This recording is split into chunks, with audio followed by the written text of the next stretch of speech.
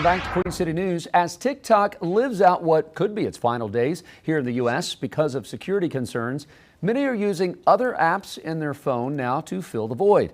But how safe is your information, even in the hands of the American-made ones? Our Queen City News Chief Business Correspondent Taylor Young joining us now. Taylor, it feels like every app comes with its own set of risks nowadays. Yeah, so I recently had a lengthy conversation with a cybersecurity expert like this, and he puts it like this, saying if you are using an app for any kind of convenience, whether it's checking on the weather, keeping up to date on a friend you met 20 years ago, or even a restaurant near you that might have great reviews, you are going to have to give up information about yourself. We're all signing up for that, but there are some apps that are asking a whole lot more than others that could potentially be putting your privacy at risk. Now, coming in the #1 spot is one of the most popular apps in the US.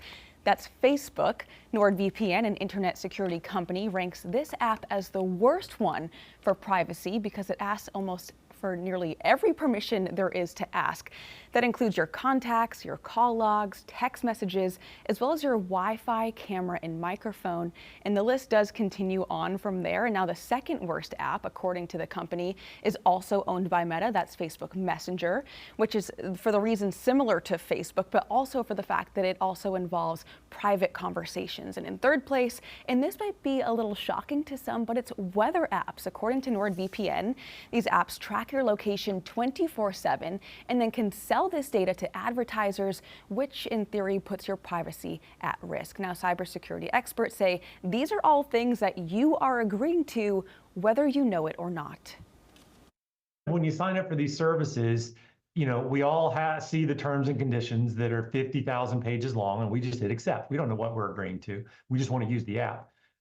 So I think that users have to accept that a certain amount of their privacy is being given up to use all of these apps that are constantly connected. You just agree to give a certain amount of that privacy up. Now, another one on the list that kind of surprised me is a lot of mobile multiplayer games like Words with Friends.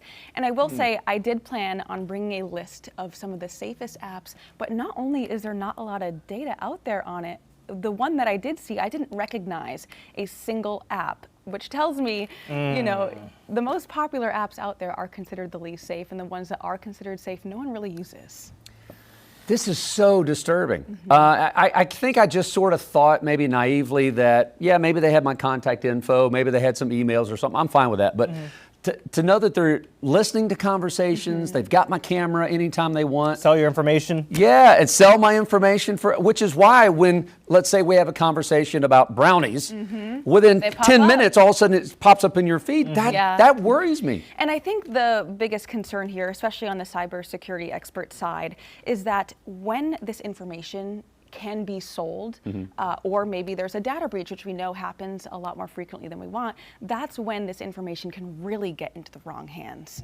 And again, we've seen that happen multiple times over the last couple of years.